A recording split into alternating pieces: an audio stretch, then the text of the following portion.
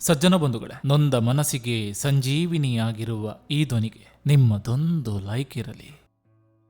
ಕಾಲ ಎಲ್ಲದಕ್ಕೂ ಉತ್ತರ ಕೊಡ್ತದೆ. ಯಾರನ್ನೋ ಮೆಚ್ಚಿಸುವ ಬರದಲ್ಲಿ ನಮ್ಮವರನ್ನ ನಿರ್ಲಕ್ಷಿಸಬಾರದು. ಮನುಷ್ಯನ ಜೀವನದಲ್ಲಿ ದೊಡ್ಡ ಆಸ್ತಿ ಕೇವಲ ಆರೋಗ್ಯ ಮಾತ್ರ. ಅದನ್ನು ಕಳೆದುಕೊಂಡರೆ ನೀನೆಷ್ಟು ಸಂಪಾದಿಸಿದ್ರೂ ಅದು ವ್ಯರ್ಥವೇ ಸರಿ. ನೆನಪಿರ್ಲಿ, ಸಮಯ ಮತ್ತು ಸಲಹೆ ಎಷ್ಟು ಬೇಕೋ ಅಷ್ಟೇ ಕೊಡಬೇಕು. ಅತಿಯಾದ್ರೆ ಸಲಹೆ ಜೊತೆ ನಮ್ಮ ಸಮಯಕ್ಕೂ ಬೆಲೆ ಇರೋದಿಲ್ಲ.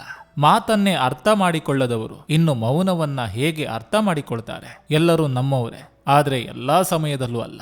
ಕಾನೂನಿನ ಕಣ್ಣನ್ನು ಮುಚ್ಚಿಸಬಹುದು, ಆದ್ರೆ ಕರ್ಮದ ಕಣ್ಣನ್ನು ಮುಚ್ಚಲು ಸಾಧ್ಯವಿಲ್ಲ. ತಾವು ಮಾಡುವ ಪ್ರತಿಯೊಂದು ಕರ್ಮದ ಫಲವು ನಿಮ್ಮ ಖಾತೆಗೆ ಜಮಾ ಆಗ್ತದೆ. ಬದುಕಲ್ಲಿ ನೋವಾದಾಗ ಅತ್ತು, ಸಂತೋಷವಾದಾಗ ನಕ್ಕು, ನಿರಾಸೆಯಾದಾಗ ನಿಟ್ಟುಸಿರು ಬಿಟ್ಟು ಮತ್ತದೇ ದಿನಚರಿಗೆ ಹಾಜರಾತಿ ಹಾಕಿ ಜೀವಿಸುವುದೇ ಜೀವನ.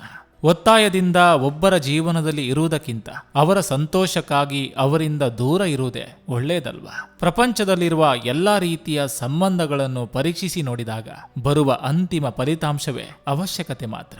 ಶ್ರೀಕೃಷ್ಣ ಹೇಳ್ತಾರೆ, ಯಾರಾದರೂ ಸಹಾಯಕ್ಕಾಗಿ ನಿಮ್ಮ ಬಳಿಗೆ ಬಂದಾಗ ಅವರನ್ನು ಎಂದಿಗೂ ಬರಿಗೈಯಲ್ಲಿ ಕಳಿಸಬೇಡಿ. ಯಾಕಂದ್ರೆ ಅವರು ಮೊದಲು ದೇವರಿಗೆ ಪ್ರಾರ್ಥಿಸಿರ್ಬೋದು ಮತ್ತು ದೇವರು ಅವರ ಪ್ರಾರ್ಥನೆಗೆ ಉತ್ತರವಾಗಲು ನಿಮ್ಮನ್ನು ಆರಿಸಿಕೊಂಡಿರ್ಬೋದು. ಸಮಯ ಮತ್ತು ಸಂದರ್ಭ ಎರಡಕ್ಕೂ ಎಷ್ಟು ವ್ಯತ್ಯಾಸ ಅಂದ್ರೆ, ಸಮಯ ತುಂಬಾ ಜನರನ್ನ ಪರಿಚಯಿಸ್ತದೆ, ಸಂದರ್ಭ ಜೊತೆಗಿರುವವರ ನಿಜವಾದ ಮುಖಗಳನ್ನ ಪರಿಚಯಿಸ್ತದೆ. ಸಜ್ಜನ ಬಂಧುಗಳೇ, ಇದು ಇಂದಿನ ಸಂಚಿಕೆ ಅಂತ ಹೇಳ್ತಾ, ಈ ಸಂಚಿಕೆ ನಿಮ್ಗೆ ಇಷ್ಟವಾಗಿದ್ರೆ ದಯವಿಟ್ಟು ಒಂದು ಲೈಕ್ ಮಾಡಿ, ಜೊತೆಗೊಂದು ಕಮೆಂಟ್ ಮಾಡಿ. ಮತ್ತೆ ಮುಂದಿನ ಸಂಚಿಕೆಯೊಂದಿಗೆ ಅತಿ ಶೀಘ್ರದಲ್ಲಿ ನಿಮ್ಮನ್ನ ಭೇಟಿ ಆಗ್ತೇನೆ. ನಿಮ್ಮೆಲ್ಲರ ಮನಸ್ಸು ಪ್ರಶಾಂತವಾಗಿರಲಿ ಅನ್ನೋದು ಈ ವಾಹಿನಿಯ ಉದ್ದೇಶ.